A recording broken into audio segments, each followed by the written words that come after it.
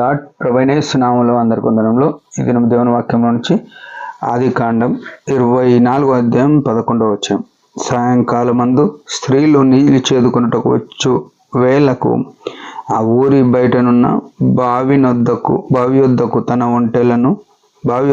ఒంటెలను మోకరింపజేసి ఇట్లనెను, నా యజమానుడగు అబ్రహాము దేవుడైన యెహోవా, నేను వచ్చిన కార్యము త్వరలో సఫలం చేసి నా యజమానుడగు అబ్రహాము మీద అనుగ్రహము చూపుము. ప్రియమైన వారులారా, ఈ మాట మనం చాలాసార్లు చదువుండొచ్చు.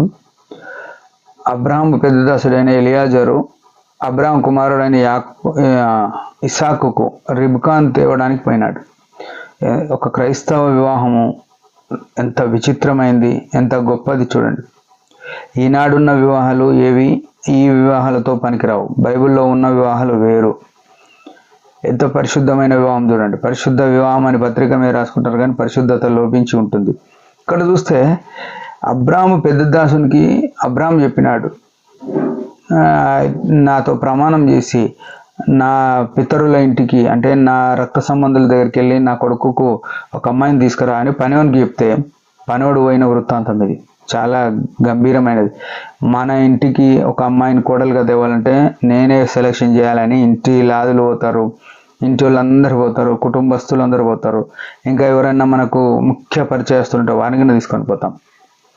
ఎంత విచిత్రం కదా ప్రియమైన వాళ్ళారా. అయితే ఇక్కడ గమనించవలసిన విషయం ఏంటంటే, అబ్రాహాము కుటుంబము ఎంత గంభీరంగా దేవుని సన్నిధిలో నడుస్తుంది అనేది మనం గమనించాలి. అబ్రాహాముకు ఆదికాండం 12వ అధ్యాయంలో చెప్పినాడు ఏమనంటే, నేను చూపించే దేశానికి వెళ్ళు అన్నాడు. విధేయత చూపించినాడు. 75 సంవత్సరాల వయసులో వచ్చినాడు.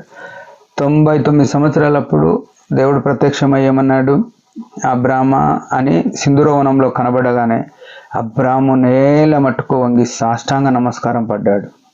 ఎంత విచిత్రం చూడండి. అంటే మొదట పిలిచినాడు ఏ రకంగా అయితే ఆసక్తి ఉందో 25 సంవత్సరాల తర్వాత, దాదాపు 24 సంవత్సరాల తర్వాత కూడా అదే ఆసక్తి ఉంది. మన జీవితాలు న్యూ ఇయర్కు ఉన్న ఆసక్తి మలవారం ఉండదు, మలవారంకు ఉన్న ఆసక్తి చివరి అంతం వరకు వచ్చే ఉండదు. అంటే మన క్రైస్తవ జీవితం ఆరంభం నాడు ఎంత ఆసక్తి ఉందో ముగింపులోనికి వస్తే మనం అంత ఆసక్తిగా ఉండలేము అనే విషయం మనం సిగ్గుపడాల్సిన విషయం ఇది. అయితే అబ్రాహాం ఇంట్లో పనులు 318 మంది ఉన్నారు. అబ్రాహాం ఇంట్లో అందరూ విధేయులే. అబ్రాహాం ఏమన్నాడు, నేల మట్టుకు సాష్టాంగపడి, అంటే మొదట ఉన్న ఆరాధన గృహంగా ఉంది.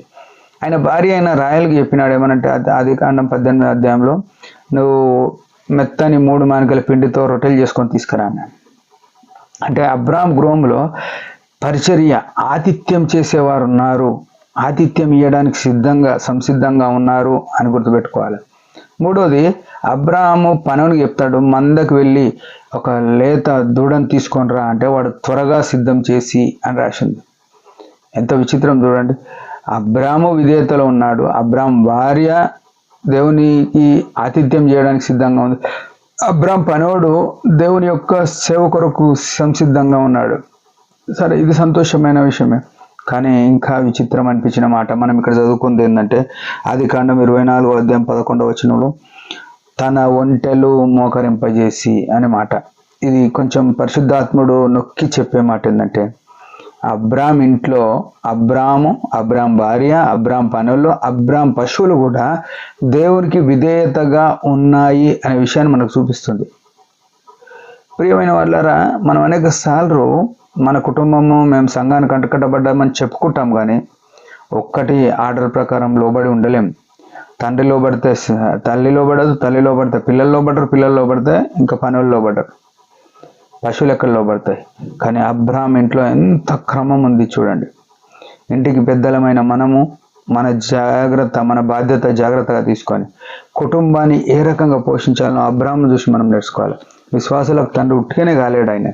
మనం కూడా చాలాసార్లు మనం విశ్వాసంగా సంఘ పెద్దలుగా అనుకుంటాం, కానీ మన కుటుంబంలో ఇట్లాంటి ఫలితాలు ఉన్నాయా, ఇట్లాంటి వైఖరి ఉందా, మన జీవితాలు మనం సరి చేసుకొని ఆయన మేము కొరకు జీవిద్దాం. దేవుడి మాట దించిన ఒక చిన్న ప్రార్థన. పరమ తండ్రి యేసు ప్రభు అతిశ్రేష్టమైన నామం బట్టి వందనాలు. ఉదయకాలం ఇచ్చిన ఆయుష్ని బట్టి స్తోత్రములు. మీ వాక్యంలో మధురమైన సంగతులను ఎవరు వేసుకొని ఈ చిత్తానుసారంగా కుటుంబాలు కట్టుకున్నటకు అబ్రాహాం వల్ల మేము జీవించడానికి సహాయపడమని యేసు ప్రభు నామంలో ప్రార్థిస్తున్నాం తండ్రి. ఆమేన్.